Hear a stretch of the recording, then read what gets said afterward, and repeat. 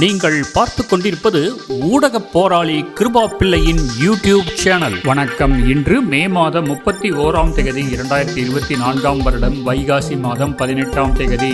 EC24 தலைப்புச் செய்திகள். டொரண்டோவை விட்டு வெளியேறும் பொதுமக்கள். முன்னாள் அமெரிக்க அதிபர் ட்ரம்ப் கனடாவிற்குள் வர முடியாது. சம்பள முரண்பாடுகளுக்கு தீர்வு காண நிபுணர் குழு நியமிக்க தீர்மானம். திரிபோஷா உற்பத்திக்கு மீண்டும் அனுமதி வழங்கப்பட்டது. இந்தியாவின் முகவராகவே விக்னேஸ்வரன் செயல்படுகிறான் என கஜேந்திரன் குற்றச்சாட்டு. போர் நிறுத்த உடன்பாட்டிற்கு தயார் என ஹமாஸ் திடீர் என அறிவிப்பு. மோடியின் வெறுப்பு பேச்சுகளால் பிரதமர் பதவிக்கு இழுக்கு என மன்மோகன் சிங் கூறியுள்ளார். நடிகை கீர்த்தி சுரேஷ் நடித்த ரகு தாத்தா படம் பற்றிய அப்டேட். இனி EC24 விரிவான செய்திகள். கனடாவின் டொரண்டோ நகரை விட்டு பொதுமக்கள் பலர் வெளியேற முயற்சிப்பதாக தெரிவிக்கப்படுகிறது. டொரண்டோ பெரும்பாக பகுதியில் வாழும் மக்கள் அங்கு வீடு கொள்வனவு செய்வதில் நிலவி வரும் சிரமங்கள் காரணமாக இந்த தீர்மானத்தை எடுத்துள்ளனர். முன்னணி நிறுவனம் ஒன்றினால் எடுக்கப்பட்டு வரும் கருத்து கணிப்பு மூலம் இந்த விடயம் தெரிய வந்துள்ளது. சுமார் 900 கனடியர்களிடம் இது தொடர்பில் கருத்து கணிப்பு நடத்தப்பட்டுள்ளது. வீடுகளை கொள்வனவு செய்யக்கூடிய நகரங்களில் தொழில் வாய்ப்பையும் பெற்றுக்கொள்வதற்கு அல்லது தொலைவில் இருந்து பணியாற்றக்கூடிய தொழில்களை பெற்றுக்கொள்வதற்கு முயற்சிப்பதாக தெரிய வந்துள்ளது. வீடுகள் குறைந்த விலையில் காணப்படும் நகரங்கள் நோக்கி டொரண்டோ மக்கள் நகர்வதற்கான முயற்சிகளை முன்னெடுத்து வருவதாக தெரிவிக்கப்படுகிறது. மிகவும் செலவு கூடிய நகரங்களில் இருந்து செலவு குறைந்த நகரங்கள் நோக்கி நகர்வதற்கான முயற்சிகள் எடுத்து வருகின்றனர். அமெரிக்காவின் முன்னாள் அதிபர் டொனால்டு ட்ரம்ப் கனடாவிற்குள் பிரவேசிக்க முடியாது என தெரிவிக்கப்படுகிறது. அமெரிக்க மென்ஹட்டன் நீதிமன்றத்தில் ட்ரம்ப் குற்றவாளி என தீர்ப்பு வழங்கப்பட்டுள்ளது. ட்ரம்பிற்கு எதிரான 34 குற்றச்சாட்டுகள் நீதிமன்றத்தில் நிரூபிக்கப்பட்டுள்ளது. கனடாவின் சட்டங்களின் பிரகாரம் குற்றவியல் சட்டத்தின் கீழ் தண்டிக்கப்பட்ட குற்றவாளி ஒருவர் நாட்டுக்குள் பிரவேசிக்க முடியாது என கனடிய குடிவரவு சட்டத்தரணி மாரியோ பெலிசினோ இந்த விடயத்தை தெரிவித்துள்ளார்.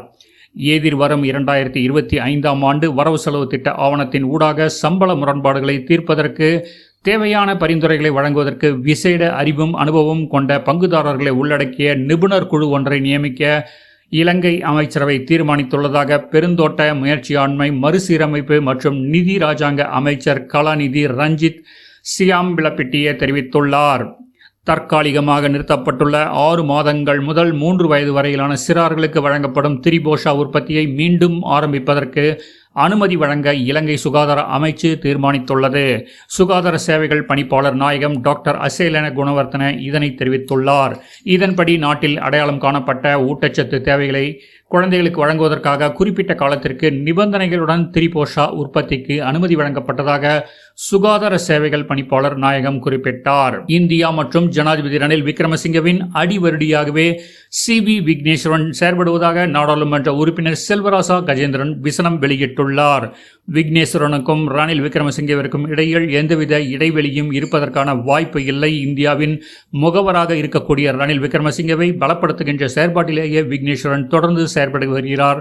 விக்னேஸ்வரன் நாடாளுமன்ற தேர்தல் மற்றும் ஜனாதிபதி தேர்தலை நடத்துவதை பிற்போடுவதை வரவேற்றிருக்கின்றார். ஆனால் குறித்த தேர்தல்கள் உரிய காலத்தில் நடத்தப்பட வேண்டும் என்பது தமிழ் தேசிய மக்கள் முன்னணியுடைய நிலைப்பாட்டாக காணப்படுகின்றது. தேர்தல் பிற்போடப்படுவது ஜனநாயக படுகொலையையே நிகழ்த்தும். இன்று கூட்டமைப்பினர் சொல்லும் சிங்கள வேட்பாளருக்கு வாக்களிக்கும் நிலையில் தமிழ் மக்கள் இல்லை. இவ்வாறு மக்கள் வெறுப்படைந்த நிலையில் அரசாங்கத்திற்கு எதிராக செயற்படுவதாக கூறிய விக்னேஸ்வரன் போன்றோர் செயற்படுகின்றனர் என செல்வராசா கஜேந்திரன் தெரிவித்துள்ளார்.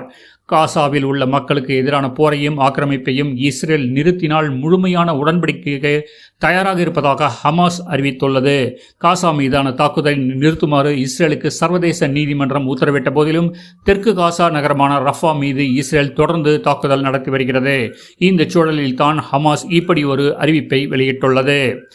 நரேந்திர மோடியின் வெறுப்பு பேச்சுகளால் பிரதமர் பதவிக்கே இழுக்கு என முன்னாள் பிரதமர் மன்மோகன் சிங் தெரிவித்துள்ளார்.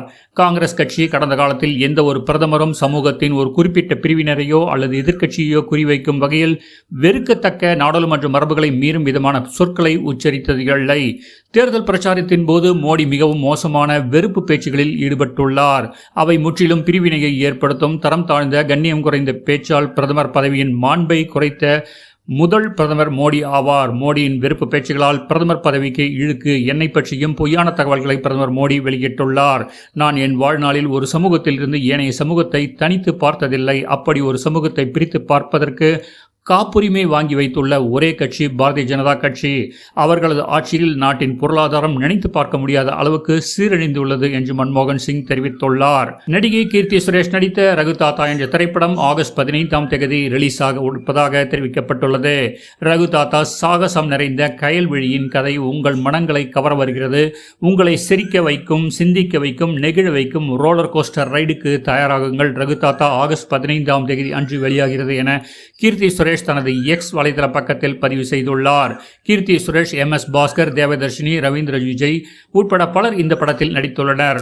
சுமன் குமார் இயக்கத்தில் சீன் ரோல்டான் இசையில் உருவாகியுள்ள இந்த படம் கீர்த்திக்கு கை கொடுக்குமா என்பதை பொறுத்திருந்து பார்ப்போம். மேலும் இந்திய செய்திகள், கனடிய செய்திகள் மற்றும் சினிமா செய்திகளுக்கு எங்களுடன் தொடர்ந்து இணைந்திருங்கள். நன்றி. செய்திகளை உடனுக்குடன் தெரிந்து கொள்ள எமது இணையதளமான easy24news.com இணையதளத்தை பார்வையிடுங்கள்.